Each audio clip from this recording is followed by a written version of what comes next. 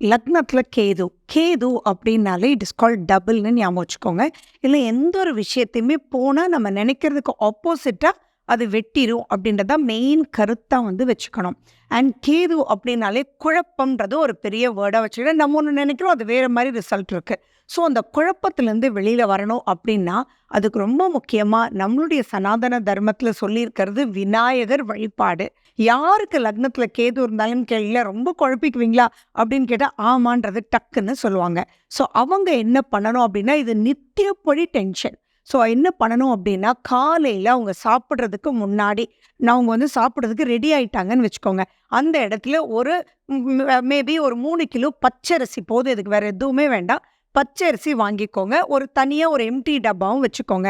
உங்கள் தட்டில் for example idli, sambar, chutney எல்லாம் சாப்பிட போகிறீங்கன்னா அது எல்லாமே நீங்கள் வந்து வச்சுக்கணும் முன்னாடியே. அப்போ எப்படி ஆகும்? டெம்ப்ட் ஆகும் இல்லைங்களா? உங்களுடைய டெம்ப்டை அங்கே கண்ட்ரோல் பண்ணணும். That is the psychological feel to over come it. இந்த ஒரு விஷயம் ஆட்டோமேட்டிக்காக உங்களுக்கு பொறுமையை கொடுத்து அந்த குழப்பத்திலேருந்து மீண்டு வரதை நீங்கள் கண்ணார பார்க்கலாம். இது குட்டியிலேருந்து பெரியவங்க வரைக்கும் யார் வேணாலும் பண்ணலாம். ஏன்னா லக்னத்தில் கேது நித்திய கன்ஃபியூஷன் அப்படின்றது தான் பாயிண்ட்.